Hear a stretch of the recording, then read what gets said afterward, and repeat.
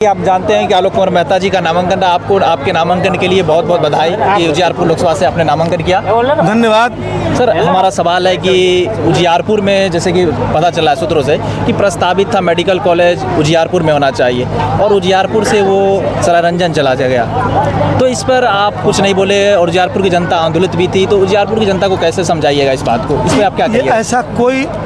ऐसी कोई बात नहीं थी। मतलब बात थी कि समस्तीपुर जिला में मेडिकल कॉलेज खुलना चाहिए था।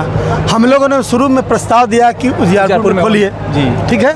उजियारपुर में चूँकि देवखाल चौर में काफ़ी ज़मीन थी तो उसको खोलिए, लेकिन उसमें भारतीय जनता पार्टी के ही एक प्रिय मित्र ने उस पर आवेदन दे दिया एनजीटी में, नेशनल ग्रीन ट्रिब्यूनल में। आप इसको दिखवाइएगा, पूछने के लिए मत पूछिए, कन्फ्यूजन पैदा करने के लिए।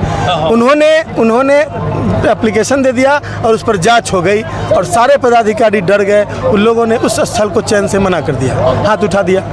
उसके बाद तय हुआ, मुख्यमंत्री जी आए। मुख्यमंत्री जी ने कहा कि ऐसा करते हैं कि यहाँ पर जो हाउसिंग बोर्ड की ज़मीन है उसको उन्होंने हाउसिंग डिपार्टमेंट के प्रिंसिपल सेक्रेटरी को सामने में खड़ा करके कहा कि उस ज़मीन को आप दे दीजिए, वहाँ मेडिकल कॉलेज खुलेगा।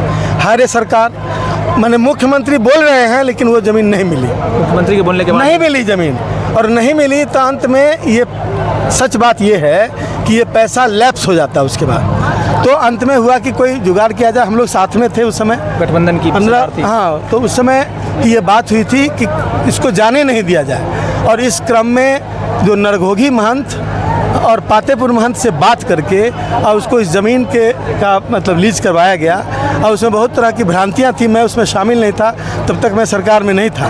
तो मैं समझता हूं कि कहीं भी हुआ, लेकिन समस्तीपुर के अंदर हुआ, इस बात की खुशी है। भ्रांति फैलाने वाले लोग अलग अलग तरह की बात करते होंगे, लेकिन सच्चाई यही है। यदि कोई सच्चाई बर्दाश्त कर सकता है, टाइम्स पर आप सच्चाई देख रहे हैं, यदि कोई सच्चाई बर्दाश्त कर सकता है तो हमारी इस बात को सुन ले, और उसका हर चीज़ का प्रमाण होता है, उसका प्रमाण का पता करें तो आपको सब बात समझ में आ जाएगी। और मैं समझता हूँ कि मेरे लिए पूरा बिहार उजियारपुर है, परिवार है। इसलिए कहीं भी हो, हम व्यक्तिगत रूप से बहुत कोई आहत नहीं है, क्योंकि मेरा दायरा सिर्फ जनता थोड़ी आहत थी। उजियारपुर की जनता नहीं आहत थी। यहाँ पर जो लोग पेच फंसाने वाले लोग हैं, वही लोग राजनीति करके उसको फंसा रहे हैं। जिन लोगों ने एप्लीकेशन दिया वही लोग धरना दे रहे हैं कि यहाँ पर होना चाहिए। तो ये सब चला है बीच में। उजियारपुर की किसानों की भूमि रही है। मैं नाम बता दे सकता हूँ उसका, क्या नाम है? अभी नहीं बताऊंगा, लेकिन मैं बता सकता हूँ उसका आवेदन कौन दिया था, ऐसा बताइए। मैं बता रहा हूँ कि बता सकता हूँ। आपका जब कभी उस तरह की बात हो, मैं बयान दे रहा हूँ तो बिल्कुल पूरे मजबूती के साथ दे रहा हूँ, पूरे साक्ष्य के साथ। समस्तीपुर के ही आदमी है, समस्तीपुर के ही आदमी है, और वही लोग भाजपा के मैंने अथी करते हैं, वकालत करते हैं, और वही लोग वहाँ पर उठाते हैं कि आलोक मेहता ले गया। तो ये सब सिर्फ भंजाने की बात थी। बहुत दिनों से उनको राजनीति, अभी जो दो टर्म जो जीते हैं, तो उस समय इन चीज़ों का बड़ा हाथ था, यही सब कन्फ्यूजन फैलाने का।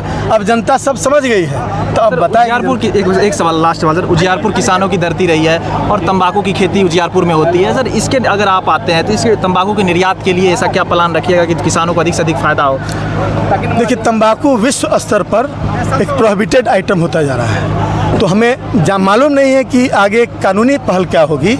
कानून को ध्यान में रख के जो कुछ भी पहल होगा हम लोग करेंगे, और किसानों के लिए जो वैकल्पिक, यदि सरकार या कानून उस पर कोई रोक लगाता है, जैसे नशाबंदी पर रोक लगाने की बात चल रही है, रोक लगाता है, तो उसके बाद हम लोग वैकल्पिक व्यवस्था, सब्जी की खेती की तरफ हम लोग का ध्यान था जब हम लोग सरकार में थे, तो भी अब बाहर हैं तो भी। हम खुद सब्जी उगाने वाले किसान हैं, इसलिए हमको उस बात का दर्द है, और हम खुद तंबाकू उगाने वाले किसान बैकग्राउंड से हैं। तो इसलिए सब्जी पर एमएसपी और कुछ है कि फसल पर मिलने वाला? नहीं, वो सब मिलने वाला सब डिपार्टमेंट हम अपने तरफ से लोगों, किसानों के हित में निर्णय लेकर आए हैं, लेकिन उसके बाद की सरकारों ने निर्णयों को पलटा है। जैसे आईसीडीपी की योजना में 350 करोड़ हमने समस्तीपुर जिला के लिए दिया, लेकिन हमारे मंत्री पद से हटने के बाद, कोऑपरेटिव मिनिस्टर से हटने के बाद, सरकार ने उसको मैंने बिना कुछ लिखे हुए, बिना फाइल पर कुछ लिखे हुए ठंडे बस्ते में डाल दिया। तो ये सब बदले की भावना है, और मैं इसकी तीखी आलोचना करता हूँ। धन्यवाद।